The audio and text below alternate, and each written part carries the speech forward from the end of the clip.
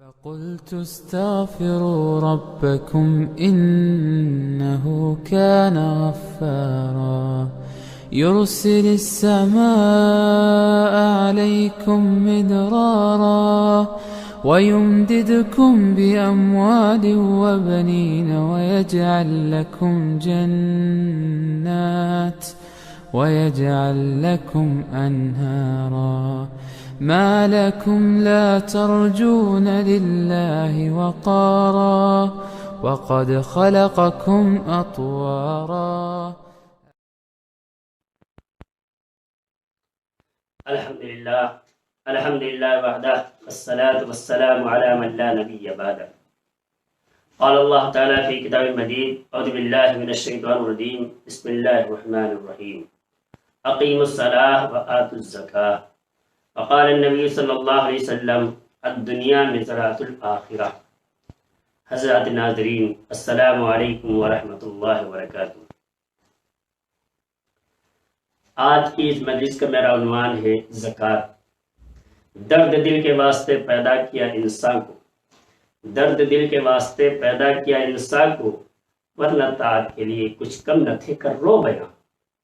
اللہ پاک نے انسانوں کو بے شمار نعمتیں دی ہیں.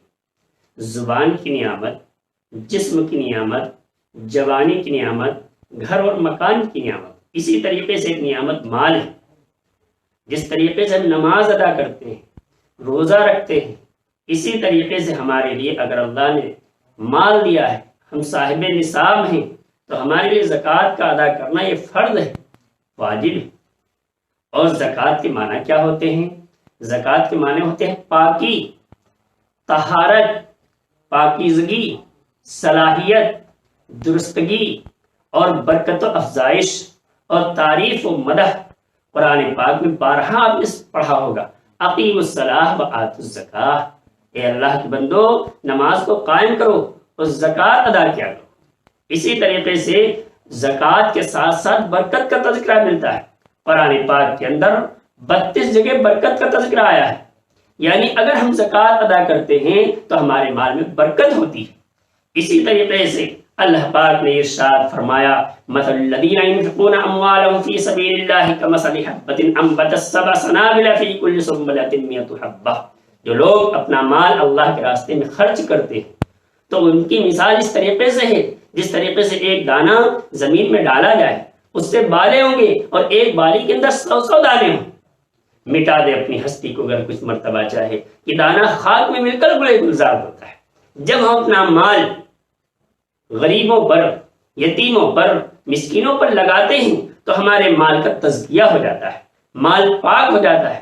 حضور صلی اللہ علیہ وسلم نے فرمایا، حضرت حسن جس کے راوی ہیں، فرمایا کہ اپنے مال کی حفاظت کرو زکوٰۃ کے ذریعے سے، اور اپنے بیمار کا علاج کرو صدقہ کے ذریعے سے، اور بلائے اور مصیبتیں جب آیا کریں تو ان کا استقبال کرو دعا اور استغفار، عاجزی اللہ کے سامنے رونے کے ذریعے سے. اسی طریقے سے حضور صلی اللہ علیہ وسلم نے فرمایا کہ 3 چیزیں میں قسم کھا کے کہہ سکتا ہوں. کیا فرمایا؟ 3 چیزوں کے لیے میں قسم کھاتا ہوں کہ اگر کوئی کسی کو معاف کرتا ہے تو معاف کرنے سے اس کی عزت اللہ پاک بڑھا دیتے ہیں. اسی طریقے سے آپ صلی اللہ علیہ وسلم نے فرمایا کہ جو مانگنے کا دروازہ کھول دیتا ہے تو اس کے لیے غربت کا دروازہ کھول دیا جاتا ہے. اسی طریقے تیسری آپ صلی اللہ علیہ وسلم نے فرمائی کہ میں قسم کھا کے کہتا ہوں کہ صدقے سے مال کم نہیں ہوتا ہے، صدقے سے مال کے اندر اضافہ ہوتا رہتا ہے. جس طریقے سے دانے کے اندر جب زمین میں ڈالا جاتا ہے تو پھر اس کے وہ سڑ جاتا ہے اور پھر اس کے اندر سے بالیاں نکلتی ہیں. تو اللہ پاک نے اس کی مثال دی ہے کہ ایک ایک بالی کے اندر 100 دانے، گویا کہ 1 روپیہ اللہ کے راستے میں آپ خرچ کرتے ہیں تو اس کے بدلے میں اللہ پاک 7 گنا تک اضافہ عطا فرما دیتے ہیں. اب اس اضافے کی کوئی تعداد نہیں ہے، اس لیے ہم تہیا کریں کہ اپنے مالوں کو اللہ کے راستے میں خرچ کیا کریں گے. اسی طریقے سے فرمایا کہ حضور صلی اللہ علیہ وسلم نے ارشاد فرمایا کہ بندہ کہتا ہے یہ میرا مال، حالانکہ اس کا مال تو وہ ہے جو اس نے کھا لیا یا اس کا پہن کر اس کو پرانا کر دیا یا اسی طریقے سے اس کو آگے بھیج دیا، اس کے علاوہ باقی وہ ترکے میں آ جاتا ہے.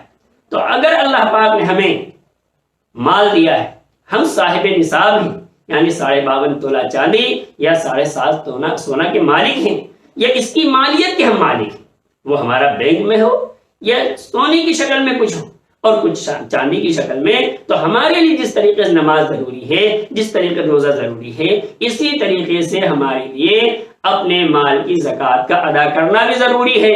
اگر ہم مال کی زکوٰۃ ادا کرتے ہیں تو ہم اپنے مال کی حفاظت کر رہے ہیں، ہمارے مال کی بڑھوتری ہو رہی ہے۔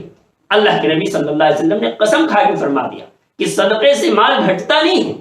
جو لوگ اس وقت آپ دیکھیں زکوٰۃ ادا کر رہے ہیں، اللہ ان کے مالوں کو بڑھا رہا ہے۔ تو ہم یہ تہیا کریں انشاءاللہ اپنے مالوں کو ہم زکوٰۃ کے ذریعے سے محفوظ کریں گے، اپنے مالوں کو ہم زکوٰۃ کے ذریعے سے پاک کریں گے۔ اللہ پاک نے ایک جگہ تو باقاعدہ ارشاد فرمایا، جو لوگ مالوں کو جمع کرتے ہیں، اکٹھا کر کے رکھتے ہیں اور زکوٰۃ ادا نہیں کرتے ہیں، ان کے لیے آپ دردناک عذاب کی ان کو خوشخبری سنا دیجیے، یعنی ان کو بشارت دے دیجیے اس کی۔ کتنا سخت وعید کا جملہ اللہ پاک نے ارشاد فرمایا۔ خدا رحم کرتا نہیں اس بشر پر، خدا رحم کرتا نہیں اس بشر پر، نہ ہو درد کی چوٹ جس کے جگر پر، کسی کے گھر آفت گزر جائے سر پر، پڑے غم کا سایہ نہ اس بے اثر پر، کرو مہربانی تم اہل زمین پر، خدا مہرباں ہوگا عرش بری پر۔ تو میرے بھائیوں، اگر ہم یہ چاہتے ہیں کہ ہمارے مال کی حفاظت ہو، تمام شرور فتن سے ہمارا مال پاک رہے، تو ہمیں اپنے مالوں کی زکوٰۃ ادا کرنی پڑے گی۔